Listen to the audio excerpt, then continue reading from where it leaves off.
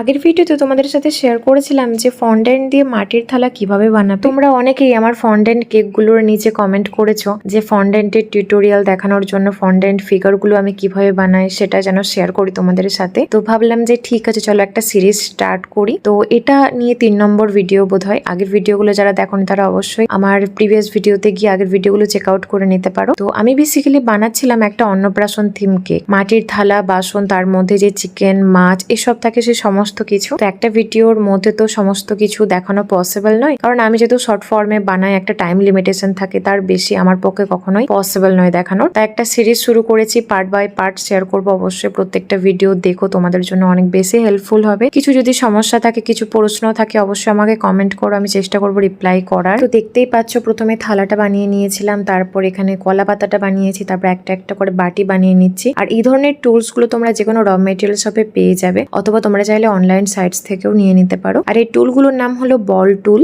অনেক হোম বেকারসদেরকেই আমি দেখেছি যারা ক্রিমের কাজ করে কিন্তু ফন্ডেন্টের কাজ করতে ভয় পায়, বা তারা ভাবে যে ফন্ডেন্ট হয়তো ভীষণ ডিফিকাল্ট একটা সাবজেক্ট, বাট একদমই নয়। একটু যদি মন দিয়ে দেখো, একটু যদি পড়াশোনা করো ফন্ডেন্ট সম্পর্কে, তাহলে দেখবে ফন্ডেন্টের কাজ তোমাদের অনেক বেশি ভালো লাগবে। আর সত্যি কথা বলতে কি, ক্রিমের কাজের তুলনায় ফন্ডেন্ট কাজের টাকাটাও একটু বেশি তোমরা নিতে পারবে। আর তারপর দেখো এখানে আমি হাঁড়িটা বানিয়ে নিচ্ছি। এগুলো বানানো অনেক সহজ, তবে চেষ্টা করো নোকটা না রাখার। আমি জানি আমার নোক আছে, তবে অল্প স্বল্প একদমই আছে। বেশি বড় নোক যাদের থাকবে তারা কিন্তু কোনোভাবে ফন্ডেন্টের কাজ করতে পারবে না। নেলস এর মার্কস চলে আসবে, এতে করে ফন্ডেন্ট ফিগারটা কখনো সুন্দর লাগবে না দেখতে। আর তারপর এখানে আমি গ্লাস বানিয়ে নিচ্ছি। আর যথেষ্ট এগুলো টাইম লাগে, এমন নয় যে যতটা তাড়াতাড়ি তোমাদেরকে দেখাচ্ছে অতটাই তাড়াতাড়ি আমি বানিয়েছি, ব্যাপারটা সেটা। এরপরও বেশ কয়েকটা ফন্ডেন্টের পার্ট তোমাদের সাথে শেয়ার করব। আর একদম শেষে এই কেকটার ফাইনাল লুক বা ফাইনাল ডেকোরেশনটা কিরকম করেছি সেটাও শেয়ার করব।